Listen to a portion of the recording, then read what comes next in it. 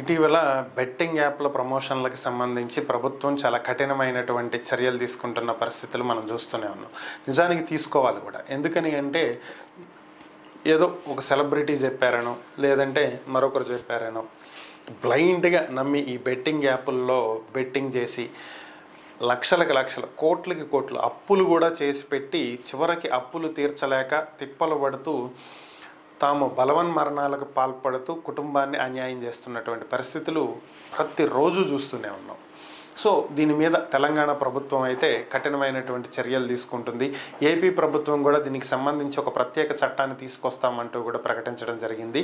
అయితే ఇప్పుడు ఇదంతా ఎందుకు చెప్పాల్సి వస్తుంది అంటే ఇప్పుడు ఈ బెట్టింగ్ యాప్లకి సంబంధించి హైదరాబాద్ మెట్రో ట్రైన్కి సంబంధించినటువంటి కేసు ఒకటి నమోదైంది. మ్యాటర్ ఏంటి అంటే ఈ బెట్టింగ్ యాప్లకి సంబంధించినటువంటి ప్రమోషన్స్ మెట్రో ట్రైన్స్లో జరిగినాయి అనేటువంటి వార్తలు తెర మీదకి రావటం, దీనికి సంబంధించి తెలంగాణ హైకోర్టులో ఒక పిల్ దాఖలైంది, ప్రజా ప్రయోజన వ్యాజ్యం. దీంట్లో ఏంటంటే జనరల్గా మెట్రో పిల్లర్స్ పైన, మెట్రో స్టేషన్స్ దగ్గర, అలాగే మెట్రో ట్రైన్స్లో కూడా డిస్ప్లే బోర్డ్స్ ఉంటాయి. డిస్ప్లే బోర్డ్స్ అలాగే యాడ్స్ ప్లే చేయడానికి కావాల్సినటువంటి ఈ స్పేస్ అనేది సపరేట్గా వదులుతారు, ఎందుకంటే ఆదాయం అంటారు. సో వీటిల్లో బెట్టింగ్ యాప్స్ని ప్రమోట్ చేశారు అనేది ప్రధానమైనటువంటి ఆరోపణ ఇప్పుడు.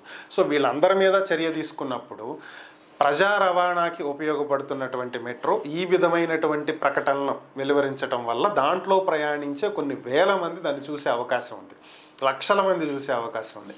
దానికి ఎవరైనా ప్రభావితం అయ్యి బెట్టింగ్లకు పాల్పడితే వాళ్ళ జీవితాలే సర్వనాశనం అయిపోయేటువంటి అవకాశం ఉంది. సో కాబట్టి దీని మీద చర్యలు తీసుకోవాలి అంటూ తెలంగాణ హైకోర్టులో పిల్ దాఖలైంది. దీన్ని స్వీకరించినటువంటి తెలంగాణ హైకోర్టు హైదరాబాద్ మెట్రోకి నోటీసులు జారీ చేసినట్లుగా సమాచారం.